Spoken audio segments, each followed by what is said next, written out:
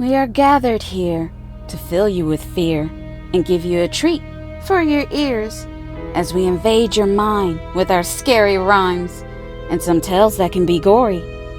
As you bear witness and sit here and listen to our poetic horror stories.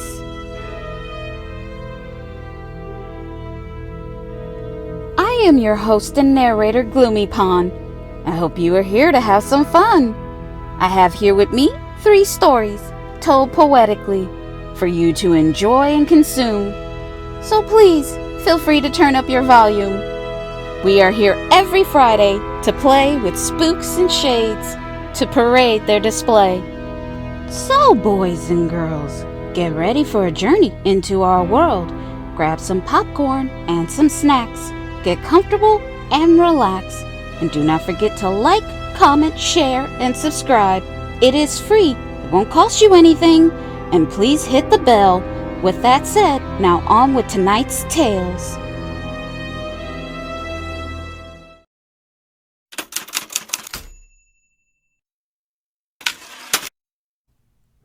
There was a group of girls that I thought were my friends.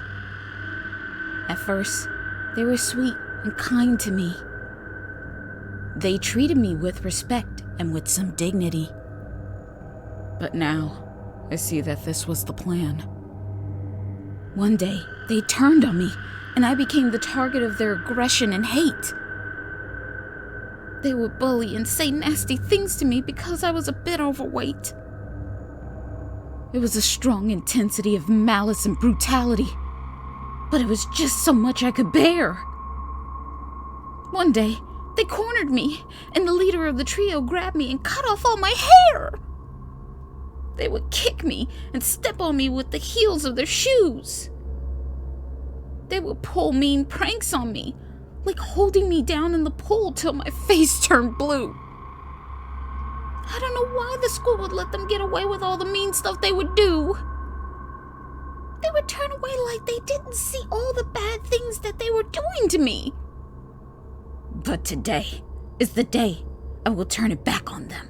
They won't know what happened. I will take them all down, all of a sudden. Because I had enough of this, and I'm tired of this shit. Now it's their turn to suffer. When I came to school that day, I was running late, but I was determined to get my revenge. When I was walking alone, they decided to follow me home, thinking they would get the chance to hurt me again. But I took them to a place that was far out of the way. This is where they would meet their end. I hurried and ran inside to where I could set up my trap to lock them in. I ran into a room as they were behind me yelling, "We're going to get you!" "There is no way that you're getting out," I could hear them shout. But I knew better. When they rushed inside, I took them by surprise and closed the door to the room. I locked it. I could hear them say, "This isn't funny and not for play. Let us out right now, or you will pay." I told them, "No. Now you listen to me, because I am the one with the key. I will decide when this game is over. I have taken your abuse for years, and now it's your time to feel fear. You are getting what you deserve. Am I making myself clear? Please have mercy and let us go. We promise we will not do you any harm. We understand all the mean things we did was nasty and wrong," they said. I said, "I don't believe you. Now the shoe is on the other foot. You want me to grant you some leniency?" They said, "Yes, please. We appeal to your decency." "No," I said. "Your words have fallen on deaf ears. I have been humiliated, and you have taken my pride. Now all I want from you is to die." So I left them there, in this old abandoned building. without a care. This was fulfilling. As I walked out, I could hear them scream for help. But I just laughed and smiled to myself. As I walked past the sign saying, "Stay out, building to be demolished." Now, they will never hurt anyone again. They will be abolished.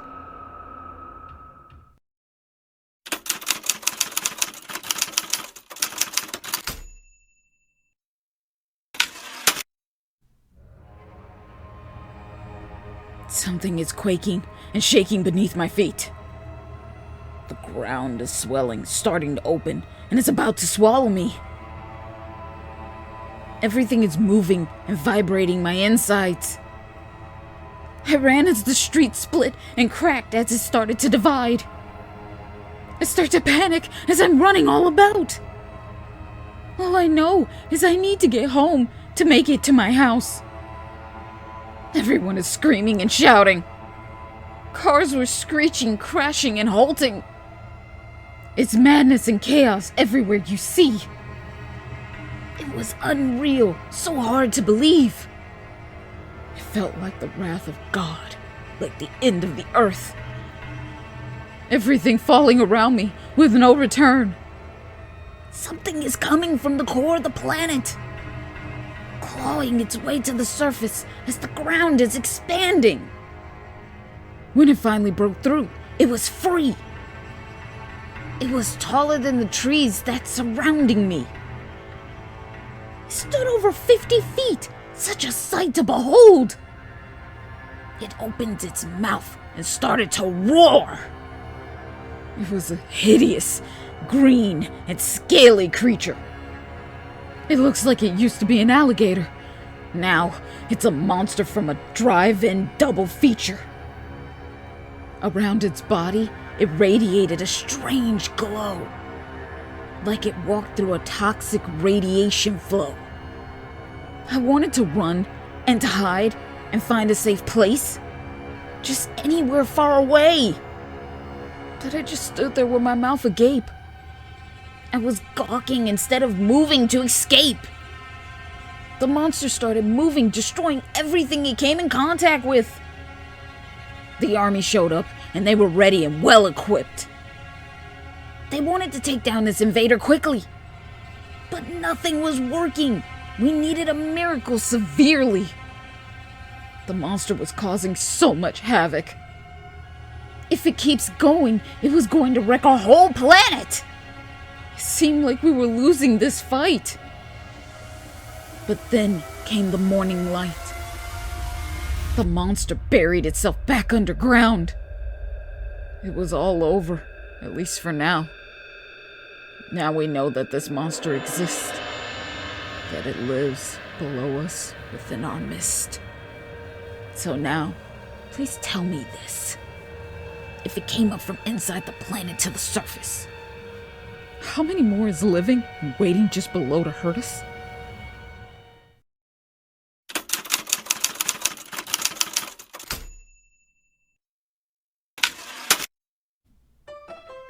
I was taking a walk down a lot. I was walking fast, almost in a trot. On a beautiful sunny day, it was a little hot. When I came across a box. I looked closely at the box, and I noticed it had a lock. A box with a lock, I thought. Well, that seems peculiar.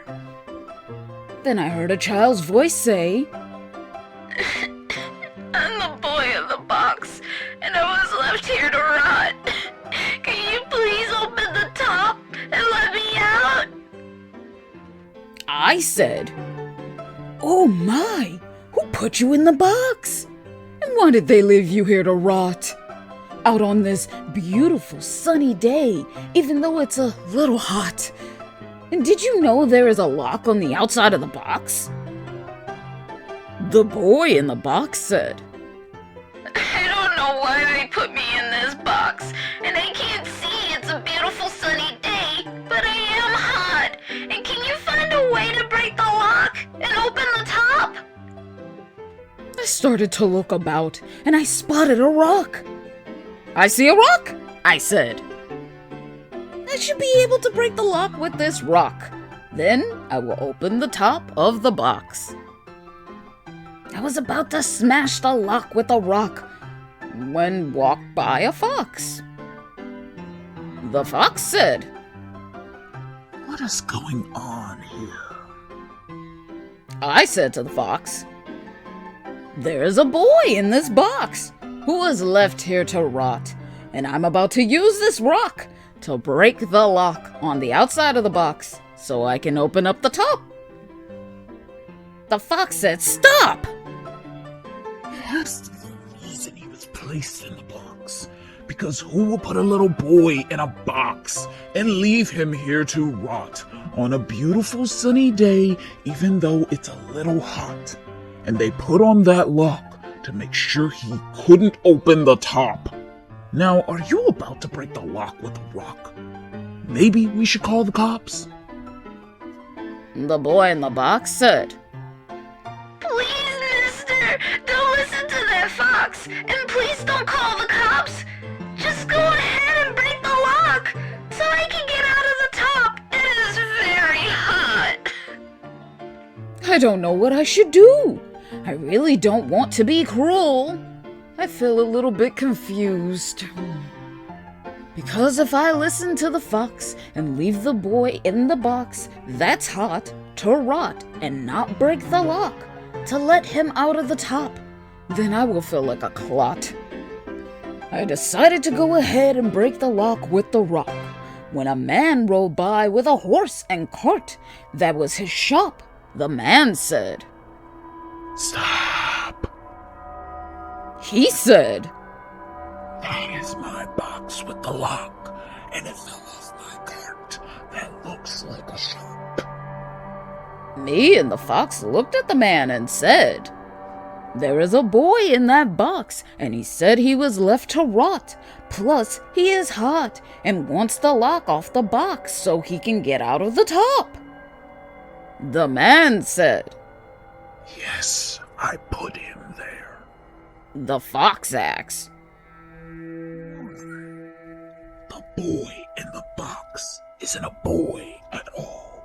He is something we should all fear. He is straight out of your nightmares. He is from another dimension. Good thing the fox had his superstition. I am glad I got here when I did. Because if you open that box, we would all be dead." The boy in the box started to scream and shout and bang on the box top and roar to "Let me out!" Me and the fox moved away from the box as the man with the cart that looked like a shop grabbed the box and put it into another box. Then he added chains and a much bigger lock. So that was the whole plot of the boy in the box with a lock that was left to rot on a beautiful sunny day. It was a little hot. Whew.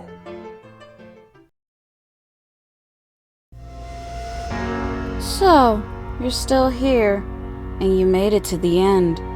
I'm glad that you have no fear, and we did not get under your skin. I hope you enjoyed all our stories, and they will not keep you up tonight. And there is nothing lurking for you in the dark, and that you can close your eyes and sleep tight. Thank you for listening to all our creepy rhymes. We hope to see you again. Until next time.